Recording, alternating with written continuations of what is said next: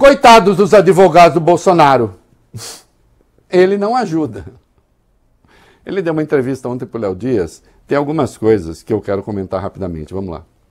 Reinaldo, o ex-presidente Jair Bolsonaro concedeu ontem essa entrevista, ao vivo, ao Léo Dias. Na conversa de mais de 2 horas, Bolsonaro falou até sobre o tratamento que faz para a impotência e criou dificuldades para seus defensores. Não por causa da impotência, claro. Ele falou, ele comparou a primeira turma à Câmara de Gás. Coloca aí, vai.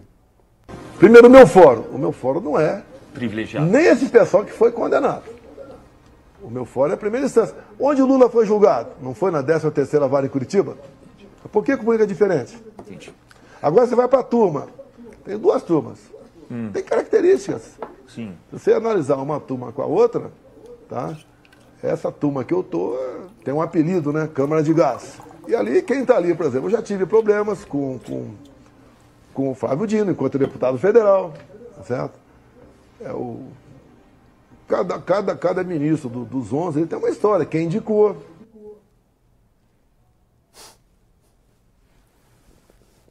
Ah, Celso Vilardi, coitado de você.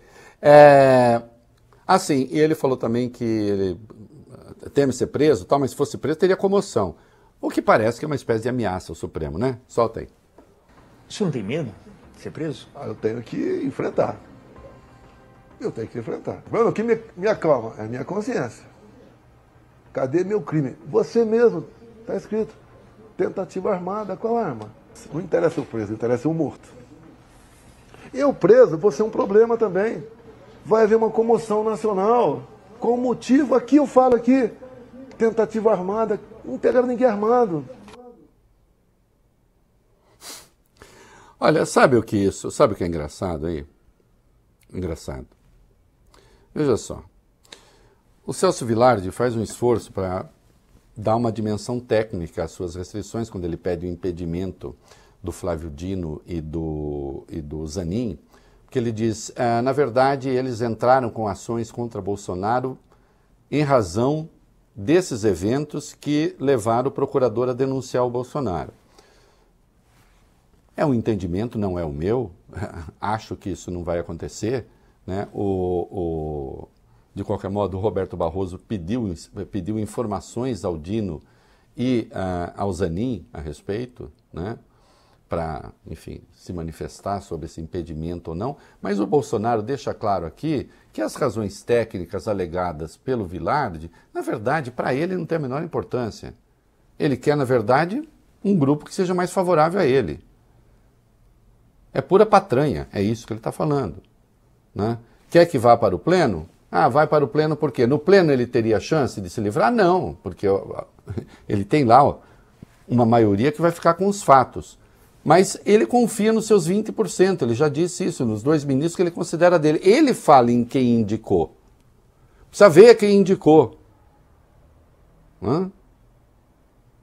E aí, ao se referir consequências de condenação, etc., e é bom lembrar que ele está marcando 2 protestos, um no Rio e outro em São Paulo, saída do Lula, mas também é uma manifestação contra os processos que estão no STF, o encaminhamento dos processos no STF. Aí está dizendo no STF, cuidado, hein, que se eu for condenado, pode haver uma comoção. Isso é uma espécie de ameaça. O trabalho dos defensores deve ficar muito difícil. Eu já ataquei duramente a tática de defesa do Celso Vilardi. Aliás, vou convidá-lo para escrever um artigo no blog, no meu blog, na minha página. Pode escrever, pode ter o ponto de vista dele lá. Não é o meu, discordo. Acho que está errado. Mas ele tem o direito de articular a defesa. Agora, o que eu deixo claro aqui é que o Bolsonaro, ele destrói... Assim, sabe aquela mãozinha que põe na cara, assim, aquele emojizinho? Emoji, né? Assim, eu fico imaginando o Vilardi fazendo assim, né? Que ele destrói a tática da defesa. Tá na cara que ele está dizendo, não, Esse negócio que a gente está falando da defesa é tudo conversa mole. Eu estou aqui para falar para o Supremo, cuidado, que se vocês me condenam tem comoção, e na verdade eu não quero aquela turma porque eu acho que ela é meio hostil. Precisa ver quem nomeou. Ou seja, eu estou querendo escolher os juízes.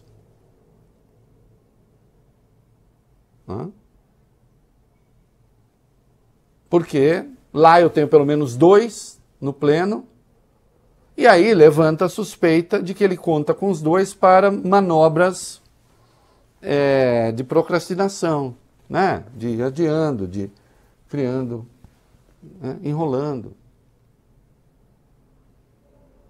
É espetacular, né? E o Bolsonaro também falou que ele está com um chip anti-impotência, o que isso é de sumo interesse para a população. Vai, coloca aí, vai. Hoje, de 0 a 10, seja sincero, Bolsonaro, a relação tá como? Numa boa, 10, numa boa, Mas tô quase falando aqui. O que você vai falar? Tá na fila, não? Não, Tadaf já era, agora é chip. Já ouviu falar? Você botou chip? Botei, pô. Hormonal? Qual o problema? Se eu tivesse outros campos sexuais, não precisava estar na fila nem chip. E o chip é bom? Olha, me Para, com 40 anos de... o outro campo sexual, ele está dizendo, ele é uma referência a coito anal que ele está fazendo. Né? Que aí então ele não precisaria, porque ele acha que quem faz coito anal, e está falando isso para um homossexual, que não me interessa saber que tipo de relação ele tem, né? Ele acha que não precisa se excitar, entende? É tudo lixo, é horrível, detestável. Está colocando aqui por quê? Porque esse cara está aí, ele é da política. Ele mobiliza muita gente. E aí com o chip e tudo, ele resolveu dar uma cutucada no Nicolas. Olha lá, deu uma estocada no Nicolas. Põe aí, vem. 28 anos de idade. Ele está entre a Laura e o Eduardo. Né? Realmente o sucesso dele ninguém vai duvidar. O que ele tem que, do meu entender, tem essa estabilidade para saber a hora certa dele. Vai ter que, ele se empolgou um pouco com uma proposta de emenda à Constituição para reduzir para 30 anos, talvez para que disputar o Senado para Minas Gerais. Não acho. Agora tem certas coisas que é a idade. Um cara para ser presidente, o senador com 30 anos, eu acho muito pouco essa idade.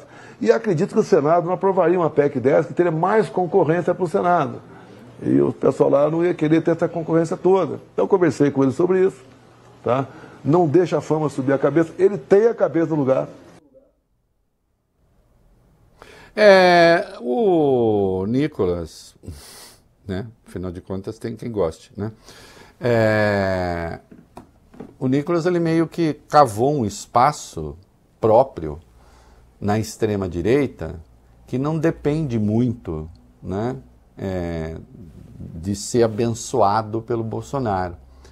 E o Bolsonaro, e o incômodo é evidente, né? A gente nota esse incômodo, né? E o Bolsonaro está tratando disso, né?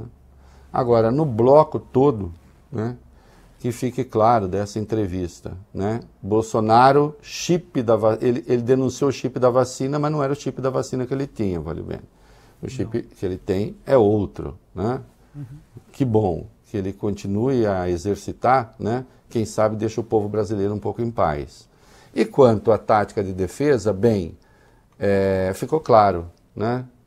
Que onde se tenta achar argumento técnico, o argumento dele, na verdade, é puramente político, né? E nessa entrevista também, ele diz que ele é o plano B. O plano B é Bolsonaro, não tem plano B. Ele é o candidato.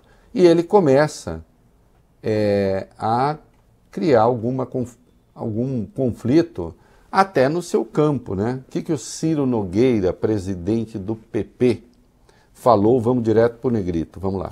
A definição do candidato cabe ao presidente Bolsonaro. Já disse para ele, se ele tiver que apoiar o governador Tarcísio ou Ratinho, ele tem que decidir esse ano.